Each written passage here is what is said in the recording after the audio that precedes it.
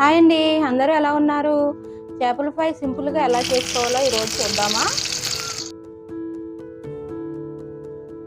మనం 3 ముక్కలు చేప ముక్కలు తీసుకున్నామండి ఫ్రైకి. దాంట్లో 2 స్పూన్లు కారం వేద్దాము.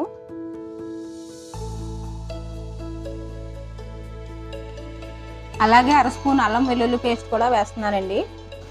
అలాగే సరిపడా ఉప్పు.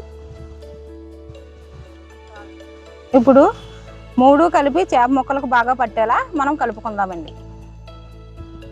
ఈ చేప ముక్కల్లో ఉప్పు, కారము, 1/2 స్పూను అల్లం వెల్లుల్లి పేస్ట్ మాత్రమే వేసామండి.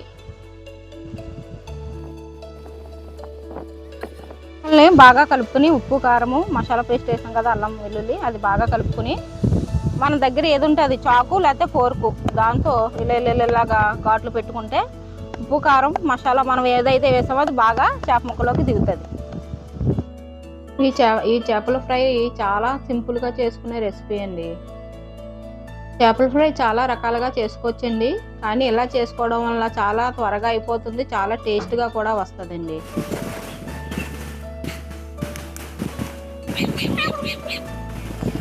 ఇంకా ఆయిల్ వేసుకుంటున్నాం మనం.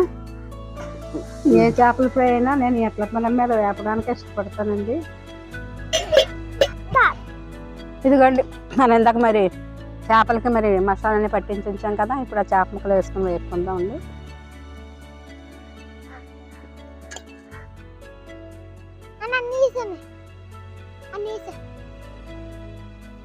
ఈ చేపల్లో వేసిన కారం అండి మసాలా కారం అండి. నేను అన్ని మసాలా వేసే కారం ఆడిచ్చాను.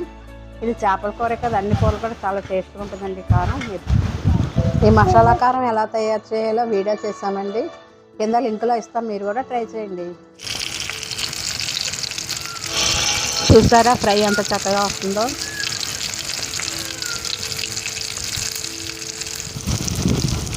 ఇలా ప్రకృతి మధ్యలో ఇలా వండుకోవడం చాలా బాగుంది కదండి.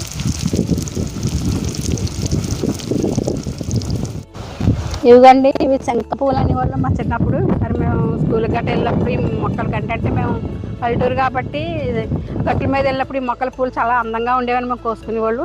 మరి ఇక్కడ ఇదిగోండి పాదు, దీనికి మరి మొగ్గలు కూడా ఉన్నాయి దీనికి.